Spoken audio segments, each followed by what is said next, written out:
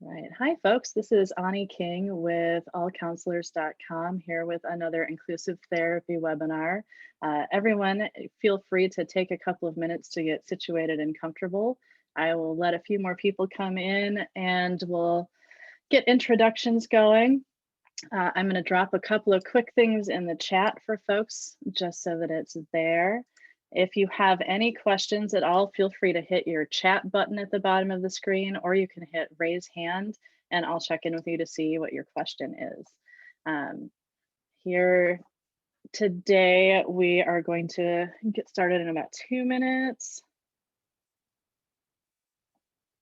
And it looks like we've got some folks coming in.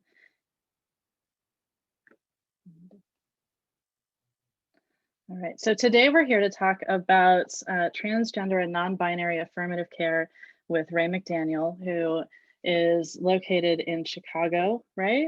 Mm-hmm. Chicago area. Yep. And Rae, I'm going to let you tell everybody a little bit about yourself and your background in just a minute. I will also drop links to your websites in the chat so that folks can go take a look, because Awesome. you're doing some really cool work with non-binary and trans folks in terms of expression and sexuality and all those things that can be really complicated. And just so everybody knows, again, my name is Ani King. My pronouns are they, them, and I'm super excited to be here with Rae. Rae, while we've got folks coming in, would you mind telling just a little bit about yourself? Yeah, absolutely. So, my name is Rae McDaniel. I'm a licensed therapist in Illinois. I'm also a certified sex therapist, and I work with mostly trans and non binary folks, helping them transition their gender with less suffering and more ease. So, my work kind of falls into about three buckets. I own and run a group therapy practice in Chicago with about 17 therapists who are all specialized in this area as well.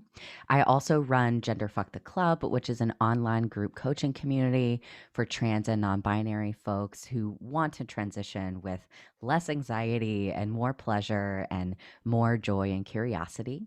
And then I also do a lot of stuff like this. So I do trainings and DEI work on trans inclusion and diversity. Fantastic. So I'm going to ask a just real quick question. Would you mind covering for folks who might not be aware why we've separated transgender and non-binary into their own groups? Yeah, so I think that's a really interesting question. So I often don't separate them into their own groups, but if we're talking about dialectics here, I also recognize that there are differences between folks who identify as a binary trans person and folks who identify as a non-binary trans person. What I've seen, however, is that a lot of folks who are non-binary don't feel like they quote unquote belong under the trans umbrella. And so I often say transgender slash non binary to just put a bug in people's ear that non binary folks are a part of the trans community while also recognizing the lived experience can be the same in some ways, but different in others. Awesome. Thank you so much for that. I think it can be a little bit difficult to, even also being non-binary when you're a part of that, transgender family, also understanding that there's some nuance there in how, your trans siblings kind of feel about themselves and how they walk in the world. So I appreciate you covering that. It looks like we've got a question. I'm going to get to you in just a second. So starting with, I guess, a little bit from the beginning, you know, what do you think is kind of a key thing for folks who may not already work with trans and non-binary folks, or who are just starting to consider, um, as counselors, therapists, and so on, and being affirming? Yeah. Another great question. The good news is that the basics go a really, really long way. So if you can get pronouns down, if you can get using someone's real name, and someone's real name is always the name that they go by, regardless of whether or not that is their legal name, and you can get some basic language around trans inclusion and affirmative care, you're probably 80% of the way there, which is awesome news. So those basics, I would say focus on that first. The next thing would be watching your assumptions. So, what we know is that our society is incredibly gendered. Even before babies are born, if you tell somebody that a baby in a womb is a girl or a boy, they actually talk to the belly differently. So, literally, before we are born, we are put in these gendered boxes. So, it takes a lot of unlearning and critically questioning to say, okay, what are ways that gender has been helpful and what are ways that gender has been really restrictive? So watching assumptions about what does it mean to be a trans person? What does a trans person look like?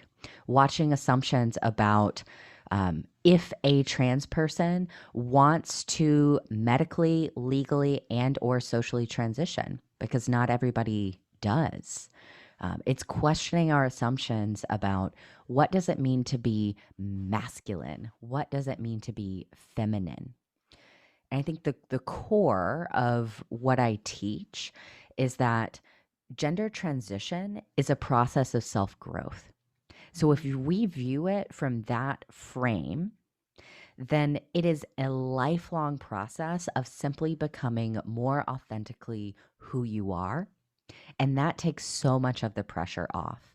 So if you as a clinician can go into working with trans folks with that frame in mind versus gender transition is from point A to point B, and point B being medical, legal, and social transition in all the areas of their life, then you open up a lot of freedom and space for your clients to get more comfortable in their skin and also acknowledge any limitations that they might have about being able to be out in all areas of their life or even wanting to be out in all areas of their life. I think another really important thing here is advocacy, and that's a pretty obvious one. But when you're working with trans and non binary folks, and especially if you have folks who need a higher level of care, one really amazing thing that you can do as a clinician is advocate for affirming care in emergency rooms, in hospitalization programs, in IOPs, in PHPs, and also with medical gatekeeping around surgeries, around hormone therapy. A lot of time, clinicians play a really key role in helping their clients get the affirmative care that they need. Thank you so much for covering that. I think there are also some administrative things too that I know folks will notice if your intake forms do or do not allow for real name versus legal name, if they allow you the opportunity to identify what your pronouns are. Those can be, I think, really key signifiers to people who are honestly just members of the queer community in general of how accepted and affirmed they might be. When you were talking about keeping in mind that transition is different for everyone and it's a process, it made me really think about too the importance of the joy of finding out who you are versus focusing on the trauma that we read about all of the time that people who are trans and non-binary tend to face. Hmm. Absolutely. Um, so going from, here are some things to start with. For clinicians who are pretty comfortable saying, yeah, I understand that we're talking about real names, not preferred names. They're pronouns, not preferred pronouns, and are making those steps. What do you think are some things that are sort of next steps in growing in their ability to affirm trans and non-binary clients? That's a really good question. So, the way that I work with folks is, Well, let me back up for a second. So you Sure. mentioned this earlier where the typical trans narrative that we hear, especially in the media, centers around suffering. It Mhm. centers around gender transition being this horrible, anxiety ridden process that is like slogging through mud. So, for folks who are wanting to really up level their game, the key thing that I found is focusing on how amazing it can be to discover your identity, Mhm. like you're describing, and focusing on a goal orientation versus risk management. And what I Mhm. mean by that, so I don't know how many of you have read Emily Nagoski's book Burnout, but she talks about this really great study where they put two different groups of people into a room. They give each of them a maze, a little paper maze to fill out. And on one group of the participants, they have a little mouse who is running from this big scary owl at the edge of the paper. And then the other group had the same little mouse, same maze, but the mouse was running towards this piece of cheese at the end of the maze. And they found that the people who had the cheese maze got through the maze quicker than the people who were running through from the owl. And what that says about this is when we frame gender transition and working with clients as simply risk management and dealing with all of the negative parts of being transgender in our society, which is real, it doesn't really set people up for success. What sets them up for success is saying, why do you want to transition? What are you hoping for at the end of this? And it leads us to gender transition is not the point. What is the point of gender transition is just being able to live your life as Mhm. authentically as possible. And if we can help our clients develop a vision for what they want for themselves, just being their authentic self in the world, that is a much stronger motivator than running away from really hard things in their life, running away from gender dysphoria. Um, so, that I think is one of the key things that want to impress on everybody. And along those lines, we talk a lot about gender dysphoria. How do we cope with gender dysphoria? I like to look at how do we move towards gender euphoria? What are the things that make you feel alive, that make you feel the Mhm. most like yourself? How do we get curious about those things and take one tiny step in that direction? And if that tiny step feels good, let's take the next step. Because what I found with clients is that, especially those who have a lot of anxiety, which is Mhm. kind of a subspecialty of mine, is that they get at step 0 and they're looking at step 10, whatever step 10 means to them. And they say, well, because I cannot predict what step 10 is going to look like, because I don't know the outcome of this, I'm going to freeze and I'm not going to take any steps forward. And one really powerful way of working with trans and non binary folks is helping them just look at what is right in front of them and get curious about what do you think might help you experience gender euphoria.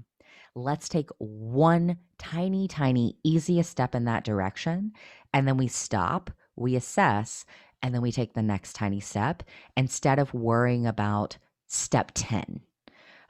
And for a concrete example of that, so I've had clients who were very nervous about starting hormone therapy because they weren't sure they weren't sure if they were going to like the outcome of it. And they Mhm. also weren't sure what the outcome is going to be because everybody's body is so different. And so, what I teach people is instead of fixating on, well, I can't do anything until I figure out if I will like the results and outcome of being on HRT, I ask people to gather information. If they have questions, book an appointment with the doctor to just ask questions about what hormone replacement therapy might be like. And Mhm. if that is something that feels good to them, they have that little spark of excitement when they have that conversation, maybe the next step is just getting your blood drawn and making sure that it's safe. And the next step after that might be getting a prescription for HRT, picking up the prescription, putting it on your dresser, and just looking at it Mhm. and seeing how you feel when you're getting closer to that goal. It's the idea of if you flip a coin in the air and heads is, outcome A, tails is outcome B. And when it's in the air, you say, oh, I hope that it's outcome A. That gives you a lot of information about what you want. Mhm.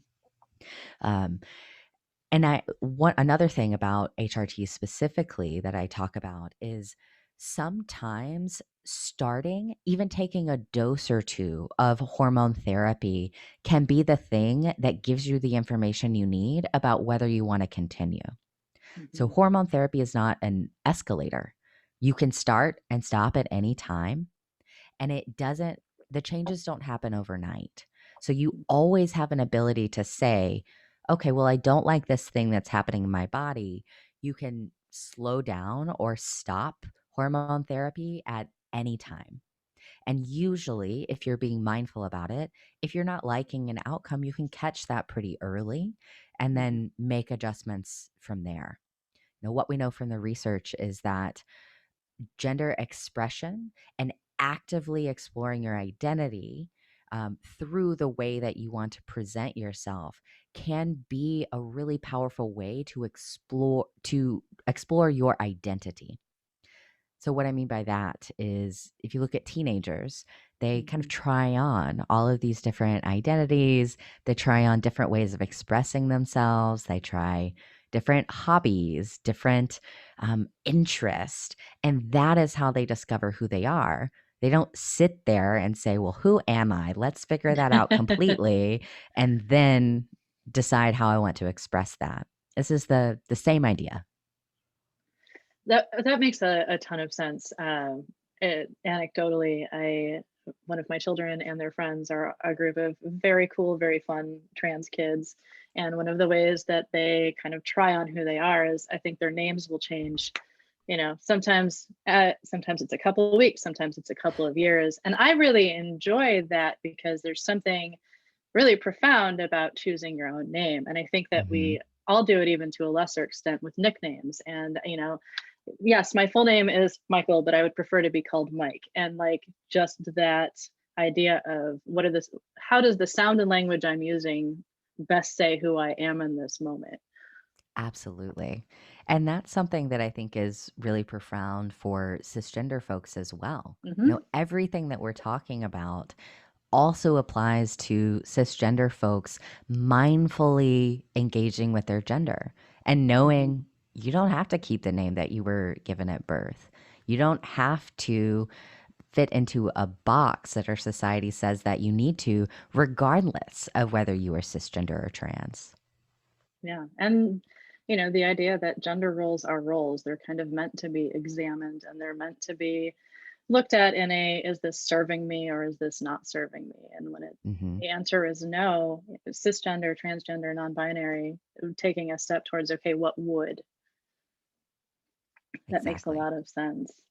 I'm curious too, because I really think that, the idea of trans joy gets skipped over a lot in conversations that happen that are, more notable or easier to see.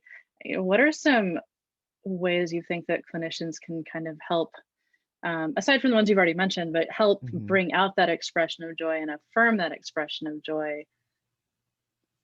Yeah. So, from the stuff that I've already mentioned, I think that's the key thing, right? That goal orientation Hmm. versus risk management. One exercise that I do with clients that I stole from Debbie Millman, who is a human centered design person, Hmm. um, is a 10-year in the future letter. So, what we know about marginalized populations is that they often have a sense of that foreshortened future. They have a hard time imagining a positive future for themselves. So, one Hmm. of the things that I do with my clients is exercises to help them imagine more for themselves And this 10-year in the future letter is one of the most powerful exercises I've found. So it's fairly simple. All it is you are writing a letter to yourself now from yourself 10 years in the future. And the letter describes from the moment that you wake up to the moment that you go to bed, in as much sensory detail as possible, Mhm. everything that you want for your life. And I tell people to go hog wild, right? Sky's the limit. Mhm. It doesn't have to be realistic. Just your wildest dreams. What would you hope that your life looks like in 10 years? And what do you want to tell yourself now? So part of that is about gender, obviously, but even beyond that, like what do you want your life to look like holistically, which helps people tap into that why and that goal orientation that I was talking about. So I think that is definitely a key thing. The other thing is that pleasure and joy, it's a muscle. We Mhm. often think of it as something that we just experience kind of out of the blue. But the truth is that what we focus on expands. So if folks are focusing more on what feels good versus what feels bad and tapping into their five senses, literally what feels good on my body, what Mhm. feels good if I'm sitting and drinking a cup of tea. Um, those are the things that help people build that pleasure muscle.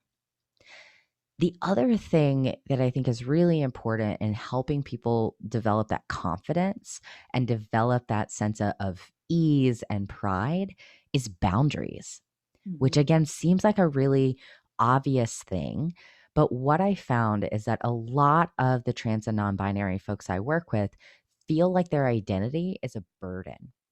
They feel like simply asking people to respect their name, to respect their pronouns, and to validate their identity is harm to them, that they're taking up too much space, that they're asking for too much. And I like to debunk that myth, right? Someone Mhm. respecting who you are and your pronouns and your name is a basic human right. It's just real basic. You are not taking up too much space by doing that. So I talk a lot about the fact that discomfort is not harm. So if Mhm. you are asking someone to respect your name and pronouns and who you are, and it makes them uncomfortable in some way, that's not harming them. What is harm is having someone not respect your identity. Mhm. So I like to ground the boundaries in that and ask people to critically think about how do they want to be treated? And if they were confident, if they were feeling a sense of pride in their identity, what decisions would they make about how they wanted to be treated, about how they talk to themselves, about how they treat their body? Mhm. And that is something that I believe really helps folks develop a sense of agency and confidence like nothing else.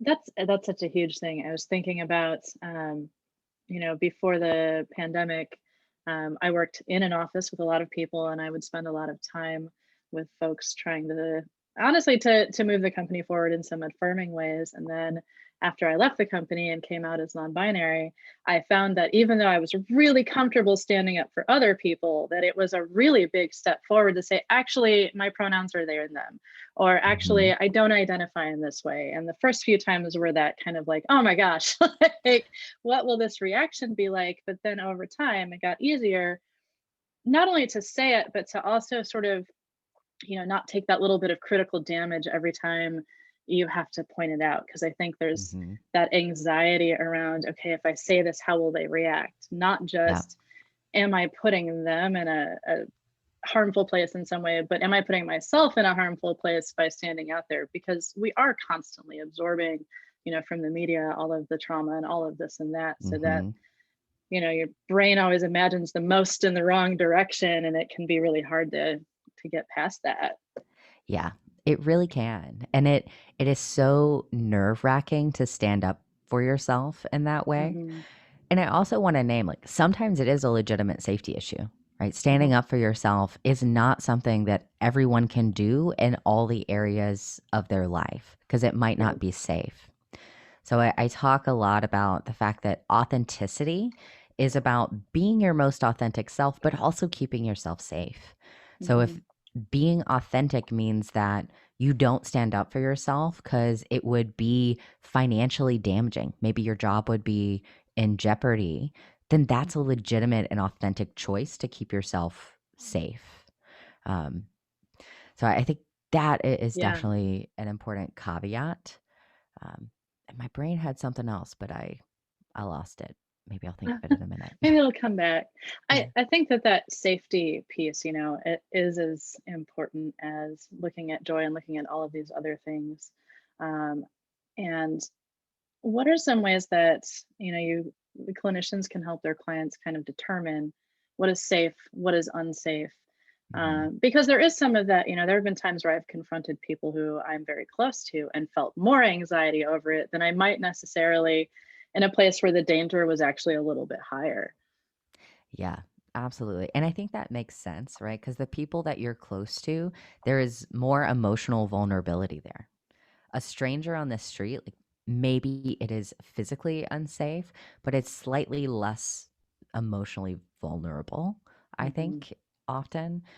So, accurately assessing for safety, I think the good news here is that most clinicians already have this skill. It's Hmm. no different than helping someone who has a history of trauma accurately assess for safety. So, it's reality testing, it's helping people walk through what feels safe, what does not feel safe, do what happens if you feel unsafe.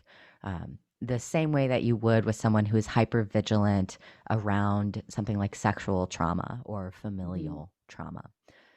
So that's great news. The other thing is those tiny steps that I was talking about. So, for example, I've had clients who were very, very nervous, and I'll use a trans woman as an example. So, very nervous to go out of their house dressed in more feminine clothing and wearing Hmm. makeup. They're very, very afraid of the safety aspects, which is valid in a lot of cases. However, this person lived in an area that was really affirming. They had social support, and the places that they were going were affirming. So we talked specifically about like going to brunch in their neighborhood. And we Hmm. started working up to it, right? Putting on more kind of gender neutral women's clothing and walking around the block with a friend. And Hmm. then we worked up to walking around the block with lipstick with a friend. And then we worked up to, okay, like, let's go to brunch and wear just a little bit of makeup and something that's a little bit more neutral. And they did that and nothing bad happened. And then the next time they go, they put on lipstick and they wear something a little bit more feminine, like they want to, and nothing bad happens. So it's about that um, zone of proximal development. If we're talking about educational Hmm. theory, right? It's a little bit outside of their comfort zone, but not so much that it's going to flood them. And the more that they're taking those steps, and they nothing bad happens, or something uncomfortable happens or bad happens, and they're able to handle it, the more that they build their confidence that they can accurately assess for safety, they know what to do if something doesn't feel safe, and that these areas that they were very nervous about are maybe not quite as unsafe as they thought. Awesome. That's the idea of the, you know, take a small step and it might be uncomfortable, but it's not going to push you over if, you know, you feel like it's just that heart pounding too hard to do. Mhm. Um, and do you find that for the folks you work with that doing things like groups, you know, support groups or community can be especially helpful? Yes, 100%. It is one of the first things that I talk with people about. what we know from research on all marginalized populations, but especially the LGBTQ plus population, is that community support is one of the number one resiliency skills. And Mhm. beyond that, we also know that familial support is a huge resiliency skill, and not everybody has that. So, Mhm. developing really close, intimate relationships, chosen family relationships with people who are affirming of their identity is going to be the thing that helps people feel resilient and confident in themselves. So, it is always a first line of a goal that I go for is let's find your community. Let's find the people in your life who do support you. And if you don't have those people right now, let's figure out where they are. Yeah. And I think that, one of the small, or not small, but one of the significant things that has been good about the last year and a half is that those options have become more accessible to some people in that Hmm. they are remote. You can do it over Zoom, or they're a hybrid of some sort. I've seen folks talking about how, Pride itself being online was a lot more accessible for folks who, Yeah. had specific disabilities and that sort of thing. And I think one of the conversations I had recently was around how recovery spaces can be really inaccessible, especially to the trans population, depending on Hmm. where they live. And to everyone, I think that there is a little bit of that. If you have mobility issues and the only meeting you can go to is in a church basement with no elevator, that's a problem. Yep. If you're trans and the only place you can go to a meeting is in a church basement where they've talked openly about being anti-trans, that's also an issue. Yep. Um, so, do you find that yourself and other clinicians, tend to have some idea of, oh, hey, here are some places that you can start? Um, do you think it's important for clinicians who are starting to think about this to start developing, those lists or suggestions for Mhm. people? Yeah, I do. Developing a strong referral network of affirming places Mhm. is a huge service to your clients. And we know, like you said, that not everywhere is. So, AA has some LGBTQ specific meetings. There are other recovery programs that are more mindfulness based that, depending on where they are and the culture of the group, might be more affirming. So knowing those resources is really important. One thing I found is that it's really difficult for folks who are going into recovery programs for alcohol and drug use and abuse to find affirming PHPs, IOPs, hospitalization programs.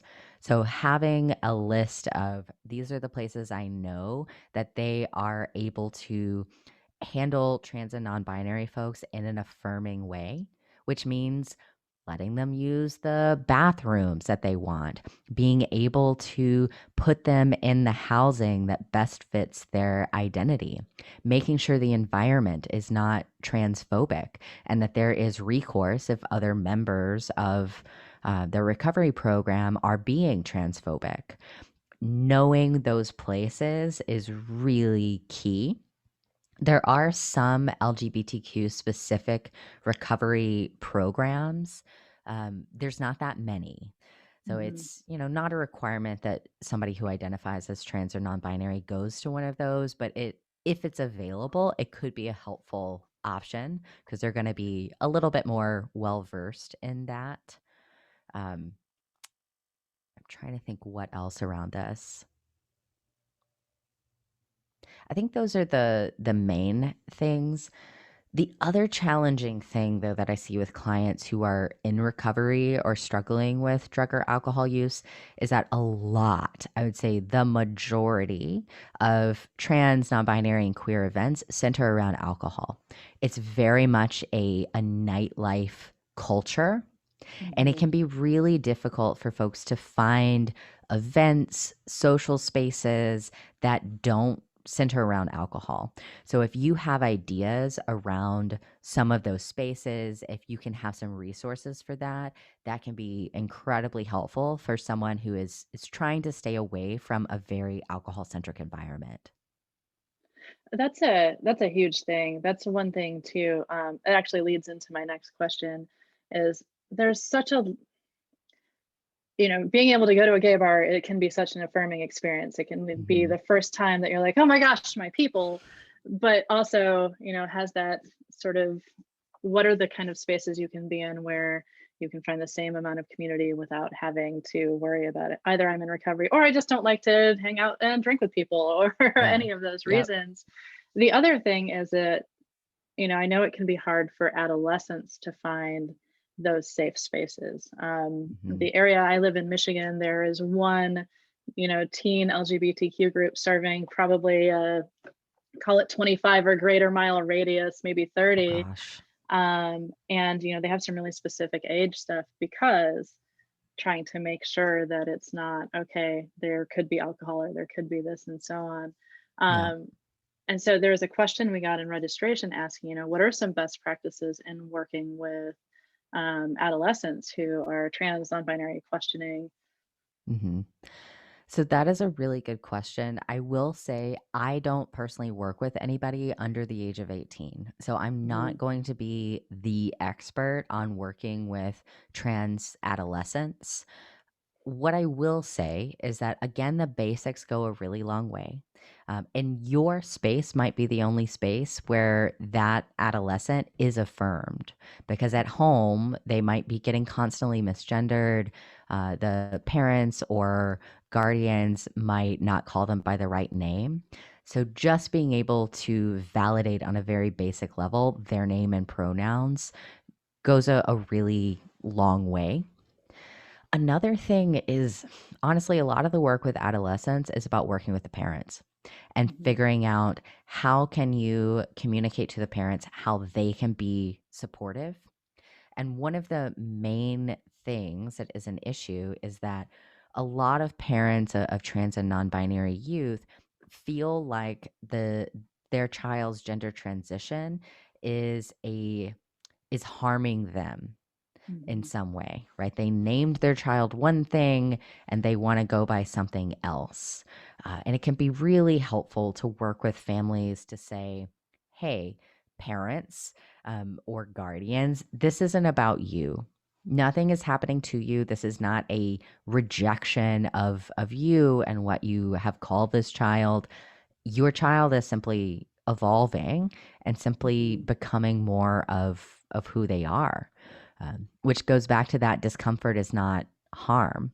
So even mhm, if it's uncomfortable to call your child by a new name or a new pronoun, that isn't actually harming you, but not doing that might harm the child. Um, and now this doesn't mean that parents and families are not able to have feelings. Of course, they do, right? There's a change, and that makes sense. And your child is not the one to take out that discomfort and to process those feelings with. That is a job for the parent, loved one, family member with their own therapist. mhm, The other thing goes back to advocacy, especially with adolescents. So this might be advocacy with parents, this might be advocacy with the school, it might be coordinating with medical providers, whatever it may be, you might be the person that is this child's only advocate. And so mhm, that is an incredibly important piece. Um, Another piece of just working with a youth who is exploring their gender is exactly what I talked about earlier, which is this experimentation. And I call it spaghetti wall mode, right? If you cook a pot of spaghetti, you see if it's ready, but you like throw it at the wall. And if it sticks, yay, spaghetti. If not, you haven't failed. You just cook the spaghetti a little bit longer. So it's just experimenting. There's no failure involved, helping the adolescent, the youth explore their identity without putting pressure on themselves. They don't have to figure out everything now. They just have to say, well, if I do this, does that feel good? If yes, cool, I'll do the next thing. If no, cool, I'll go back to the drawing board. They don't have to decide who they are forever. The other thing that I Mhm, think people get hung up on with youth is, oh, they're going to regret it. They're going to permanently change their bodies and then not be able to go back. Um, And in my understanding, again, I am not an expert on working with adolescents, but the current guidelines are that for anyone under the age of 18, the first thing they're going to do is put them on hormone blockers that just delays puberty. That's reversible. And it gives that child the ability to grow up a bit, to figure out and understand more about their identity before they make a permanent decision about their body. Now, Mhm. some youth have a really strong sense of who they are before the age of 18, and it might be 100% the right thing to do medical intervention before the age of 18. And that's where the professionals come in to help that youth work through those decisions. A lot of other people are going to make permanent decisions about their body as an adult. So Mhm. this isn't about, um, you know, kids are going to make really bad decisions because they're just exploring their identity. We can take that pressure off and say, we're just going to delay things for a bit and help somebody explore their identity. And as they get older, they can make those decisions for themselves. Yeah. One of the things that a therapist I know was talking about too is with adolescents, it can be really important not to push them towards an end point. Specifically for kids who are exploring gender and identify at the time as non binary or gender Mhm. variant or anything like that, not having an idea for them in mind or pushing them towards one of a, okay, so if you are assigned female at birth, then your next step is to identify as trans mask, but to spend some time really allowing for that huge amount of exploration of, what is gender role, what does it even mean whether you move in one direction or the other. Mhm. I saw there was a study out saying that Gen Z, about 25% of polled Gen Z kids identify as non-binary, which I think also says something about, gender identity in younger generations as a whole. So I Mhm. think that, they're doing a lot of really cool, really interesting exploration about what the whole thing even means. Yep. Absolutely. And that's such a good point. I think some parents and professionals, they have such good intentions and they want to be so Mhm. affirming. So a youth comes in and says, or an adult too, hey, I think I'm trans. And like, okay, let's do all the things right now. It's like, let's slow down. We don't have to do all the things right now. And as a personal anecdote, I have a friend who identifies as transmasculine and pretty early in their life medically transitioned. And we've had discussions about the fact that now, if they had to do it over again, they might have done some things differently because they felt like the only option they had was to identify as transmasculine, and that Mhm. maybe they fall more on the non-binary side, but they didn't really know that was an option. So, Mhm. right to your point, we don't have to go from this extreme to this extreme. There's a lot of room in between. Absolutely. Um, I think it's also interesting just the idea, we're talking about like therapists and so on. One of the things that I run into in the community I'm in, and I know other folks have talked about, is there can be it can be really difficult to find an affirming therapist and not have it overlap in, whatever part of the queer community you are in. And so it made me think about how that referral network can be so, so important. Hmm. Because there have been times where it's like, oh, this therapist seems awesome. And I'm like, oh, okay. So they actually see a former partner of mine or something like that. And so Yeah. it gets into that kind of area where I know encouraging people to say, hey, listen, even if you're looking for a different therapist, like start out by asking your current therapist if they have a recommendation, as long as it's safe to Yeah. do so. There are people where they're ending that relationship because it's problematic, but Yeah. your therapist, especially if they work with trans folks, may be the best place to say, hey, listen, this isn't working for me. Hmm. Do you have another suggestion? Yeah. Absolutely. The queer and trans community is about this big. Like, no matter where you are, even in Chicago, it's so small. And so Hmm. it is really challenging as a trans or non binary person to find a trans or non binary therapist that isn't connected to your social group, which I Mhm. think speaks a lot to the fact that we do need more people in the field who have this competency, whether or not they identify as trans or queer, because Mhm. we need more people who are able to work with queer and trans folks. Because, yeah, that is where a lot of people get stuck. Even Mhm. me looking for a therapist in Chicago, right? It's so small, Yeah. so hard. My own therapist lives an hour and a half away from me, or is an hour and a half away from me because of that, concern at the time. Probably a good chunk of the LGBTQ community worked with me at the place I was at, or was Yeah. associated in some way. And so I just was like, fine, an hour and away, and we'll see what happens. And now I'm like, you have to maybe be my therapist forever. Yeah. Because This is it. but it is so difficult, and kind of wrapping up the child and adolescent thing, it is even more difficult. I know even when I took my kid to their last check-in, I was like, hey, do you have any new recommendations? We're looking for a new therapist. And the one person they knew was my kid's former therapist. um, Mhm. but I will say too, for clinicians who don't already do this, if you are trans and queer affirming, reach out to pediatric offices. If you work with adolescents, they will happily send you clients. I know that I get asked if I have any suggestions when I take my kid in for checkups.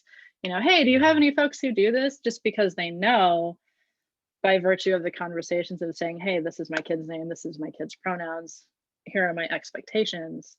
Um, I would say for folks who are looking to work with queer and trans adolescents as a parent, one of the things that I have found helpful is kind of pre-interviewing those therapists myself. So if you offer something like that to people who are looking ahead of time, I guarantee you a lot of them will take you up on it. Mhm. Because there is that feeling of, okay, I need to make sure this person is safe. I need to make sure that, like from paperwork to whatever, if they, uh, some of the administrative things, one is, in your forms, are they affirming? But also, if you have an alert system that has names in it, where does it pull from? Is it using legal name or is it using the real name? Because those things can really throw people off. Oh, yeah. Um, even if everyone in your office is really good at using people's real names, if they get mail or anything that doesn't have to have that legal name on it, that can be a little hiccup or bigger depending on what the day is like or what, where somebody's at. Yeah, absolutely. And, it's a thing that we have to use legal names sometimes, especially if we have insurance. And if you have to do that and a client is going to see a name that they don't go by, warning Mhm. the client and saying, like, hey, I have to do this because insurance reasons can be really helpful. The other thing, and this relates to the advocacy piece, don't be afraid to advocate with your electronic medical record provider. Mhm. So I use Simple Practice, and there have been a couple times where they have done some interesting things that were not cool related to the trans community. And I reached out, and both times they said, "Oh, well, there's nothing we can do. It's going to take a really long time to make this change." And then I tweeted at them a couple times, and in 24 hours, it's a miracle that it was fixed. So Mhm. don't be afraid to call people out on the administrative logistical side. A lot of those companies, if you push them, they will make the changes. And if the first person says, no, we can't do that, it's too hard, keep going up the ladder. Yeah. And use the power of the internet. Uh, Yes. Social that's media is powerful. Yeah, and especially, when you're talking about a current moment in time where so many people are forced to or are enjoying having to work more online, work more remotely, engage with the internet and the tools available, that means that there's a lot more power in it than there may have been before because now you have Mhm. more people who are looking for, oh, I need a therapist and I need it to be remote. Okay, well, if they honestly, if people started tweeting about how Blue Cross should be able to do this better and it gained enough speed, then that might make some movement because The unfortunate thing is that a lot of places are more concerned about their image, but the Mhm. useful thing is that they are concerned about their image. So if 100%. it's especially right now, I like to do a lot of that stuff in June when people have their rainbow flags up, and it's a Oh, cool. yeah. So do you have gender neutral bathrooms yet? And Yep. because I mean, their social media manager's job is to scramble through this and then hope that they never have to deal with it again. So strike while the Mhm. iron is hot. Exactly. We had a couple of other questions too. One of them was around counseling and coaching specifically. So, professional type coaching or coaching as it relates to employment, workplace, those kind of goals. Mhm. Can you say more about the question? So it wasn't super specific, and I'm not sure the person who sent it in is on. So I'll expand from my curiosity there. When you are working with trans and non-binary folks, are there areas that you find are unique or specific in terms of coaching as it comes to job or other types of growth? Yes. Let me think of how to answer that. I threw a lot in So there. yeah, that's okay. So I think the basis of it, and maybe part of what this question was about, is that I'm both a therapist and a coach, and like, what's the Hmm. difference? So I like to describe it as in therapy can in therapy, I can use all of my skills, right? I can do more crisis work. I can go deeper into trauma. I can go deeper into the past and really dig into that. I can deal with things like alcohol abuse and eating disorders and suicidality versus coaching is more of that goal orientation that I was talking about. So it is Hmm. more about what do you want and how do we practically get you there? So sometimes it's pulling from the past, but not a lot. We don't dwell in like let's talk about your trauma story, let's talk about your past. It's more of okay, let's have some understanding of what that was and what happened, but let's talk about your symptoms now and where you want to go and how do we get you there. So Hmm. that's kind of the basis of the difference. My personal therapeutic style very much lends itself to coaching. So I tend to Hmm. be very action oriented. Tend to be a compassionate challenger. It's very collaborative. We talk a lot about people's goals. I use a lot of modalities like CBT, ACT, DBT that are more skills based. So just naturally, it's not a stretch for me to move Hmm. into coaching. More to your question, I have found that coaching around things like career is a huge thing that I do, and helping people develop, like we were talking about, those boundaries, that confidence to stand up for themselves at work, to figure out what they want out of their life holistically, career Hmm. wise, and these other ways. And how can I help you practically take steps in that direction? So I don't know if that completely answered the That question. does. I especially in the roles I've had, like coaching and mentoring is one of my favorite things to do. And one of the frustrations I often have is finding material that acknowledges the trans or queer experience, right? Where they're Mhm. often written by people who, they're kind of one size fits all. It all comes down to, if you just do it hard enough, then you'll make a lot of money, but it doesn't Yeah. necessarily acknowledge, there's a difference in the amount of emotional labor that is done in the workplace on the whole. There are, Mhm. these different things that stack up that are inevitably challenges that have to be navigated in one way or another. And that is not true for everyone.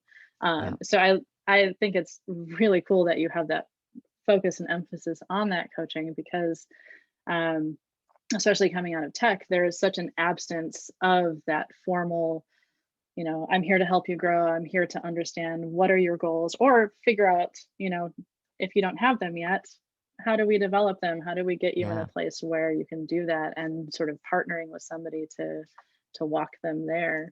Mhm. Um, Folks, we've got about 5 minutes left. So I just want to remind everyone if you have any questions, want to close out with, feel free to get those in real quick. Rae, this has been awesome. I especially want to know, is there anything that we didn't cover that you want to kind of talk about in closing? Yeah. So the main message that I have is that gender transition isn't the point. I said that earlier, but what I really mean by that is that when we are all walking around as our most authentic self and mindfully engaging with our gender, we're not thinking about gender all the time. And Mhm. that means that the more freedom we have to be our authentic self in the world, the more freedom we have and the more capacity and brain space we have to do all the other amazing things in our lives that we want to. We have more space for advocacy, for showing up for causes that we care about, for being present with our family and our loved ones, to read a book and just enjoy it, to develop hobbies, to really take your career to the next level if that's what you want. That is the point of all of this. And that is Mhm. something that everyone, regardless of whether or not they are trans or non binary or cisgender, can benefit from. Fantastic. Thank you again so much. This has been such a terrific conversation. Again, everyone, this has been Rae McDaniel talking about being affirmative with your trans and non-binary clients. You can find out more about Rae and the work that they do on practicalaudacity.com and genderfuck.club. Just pay attention to that spelling there, although I'm sure Google will help you out. So again, thank you so much, everyone. Thank you so much.